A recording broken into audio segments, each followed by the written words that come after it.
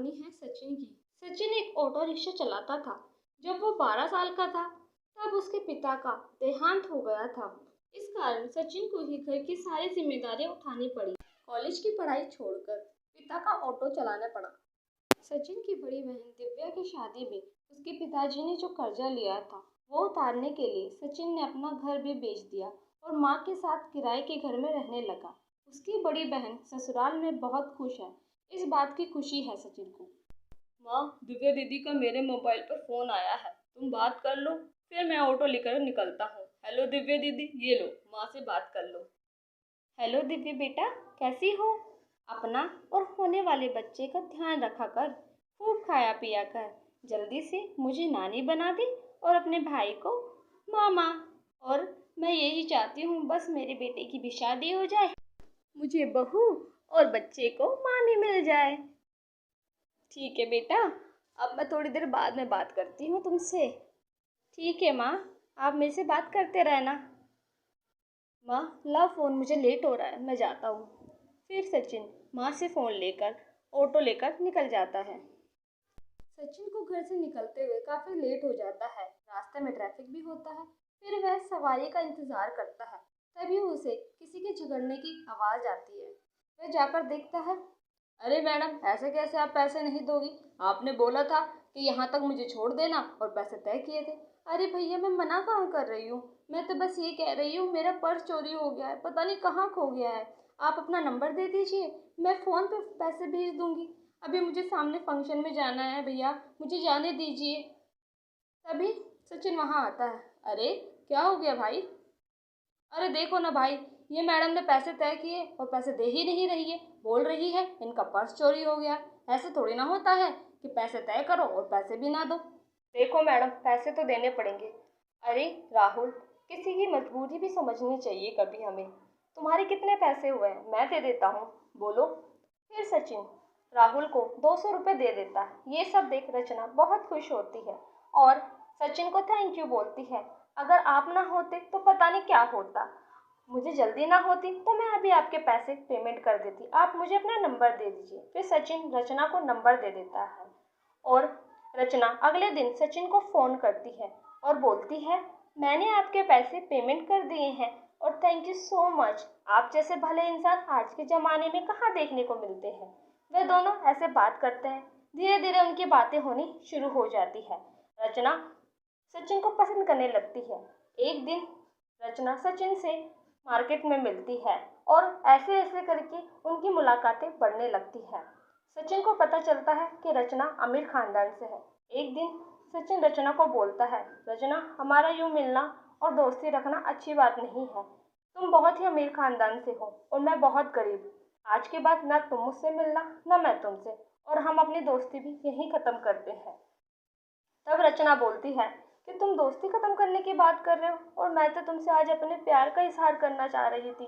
तुमने ऐसे कैसे बोल दिया कि हम मिलेंगे नहीं। फिर रचना इमोशनल हो जाती है और वो फूट फूट के रोने लगती है। सचिन उसका अपने लिए ऐसा प्यार देखकर उसे अपने गले से लगा लेता है। अगले दिन रचना अपने माता पिता से बात करती है कि वो सचिन से शादी करना चाहती है और ज़बरदस्ती उन्हें मना लेती है। सचिन भी अपनी माँ और बहन से शादी की बात करता है। एक शुभ मुहूर्त में उन दोनों की शादी हो जाती है। रचना का स्वभाव बहुत ही सरल होता है। उसे कोई फर्क नहीं पड़ता कि उसका ससुराल बहुत गरीब है और वो बहुत अमीर। वो सबके साथ अच्छे से रहती है। सचिन बोलता है, रचना, तुम यहाँ खुश तो हो ना? रचना बोलती है, हाँ। हाँ सचिन, मैं बहुत खुश हूँ। मैंने तुमसे दिल से प्यार किया है। यहाँ पर माँ जी और दिव्या दीदी मेरा कितना ख्याल रखती हैं और वो दोनों कितने अच्छे से मेरे साथ रहती हैं। तभी सचिन की माँ वहाँ आ जाती है। रचना उनके पैर छूती है और सचिन की माँ बोलती है, बेटा, इस घर को तुम्हारी जैसी बहू मिल गई, हम बहुत खुश हैं। अगले दिन दिव्या आती है और अपनी भाभी के लिए साड़ी लाती है। कहती है, अगले दिन कीर्तन है, आप यही पहनना। रचना भी बड़ी खुश होकर बोलती है, हाँ दीदी, ये साड़ी मुझे बहुत पसंद आई है, पर एक शर्त पे, आप मुझे पहनाओगे। इस बात पे दिव्या की आंखों में आंसू आ जाते हैं। उसे पता नहीं था कि उसकी भाभी इतनी अच्छी और इतने अच्छे स्वभाव की होगी। अपने भाभी का अपने प्रति यूं प्रेम देखकर दिव्या बहुत खुश होती है। दिव्या को बेटा होता है और कुछ दिनों में रचना भी गर्भवती हो जाती है। रचना के गर्भवती की बात सुनकर उसकी माँ और पिताजी रचना के ससुराल में रचना से मिलने आते हैं। रचना का घर देखकर वह दोनों मुंह बनाने लगते हैं और बोलते हैं, रचना बेटी कैसी हो? रचना की सास बोलती है, बेटा तुम बातें करो, मैं चाय नाश्ता लेकर आती हूँ। फिर रचना की माँ बोलती है, बेटा तुम अपना ध्यान तो रखती हो ना, तुम्हारा घर कितना छोटा है। हाँ बेटा, तुम यहाँ पे ठीक से नहीं रह पा रही तो हमारे साथ चलो, हम तुम्हारा सारा खर्चा उठाएंगे, तुम्हें अच्छे हॉस्पिटल में दिखाएंगे, तुम्हें किसी भी बात की चिंता करने की कोई जरूरत नहीं है। तुम्हारे पिताजी है ना, तुम्हारा सारा ध्यान रख लेंगे वो। ठीक है बेटा? नहीं पिताजी। नहीं पिताजी, माँ और दिव्या दीदी मेरा पूरा ध्यान रखती है, मेरी हर छोटी छोटी जरूरतों का ख्याल रखती है, सारा काम माँ जी देखती है और मुझे किसी भी चीज की कोई तकलीफ नहीं होती यहाँ। आप चिंता मत कीजिए। फिर रचना की सास चाय नाश्ता लेकर आती है। लो बेटा, तुम्हें समोसे पसंद है ना, समोसे खा लेना। फिर रचना की माँ बोलती है, बहन जी आपको तो पता होना चाहिए इस हालत में इतना ऑयली फूड रचना को देना ठीक नहीं है। बेटा तुम ये ऑयली फूड मत खाओ, इस समय तो तुम्हें दूध दही नाश्ता अच्छा करना चाहिए, ये ऑयली फूड खाओगे?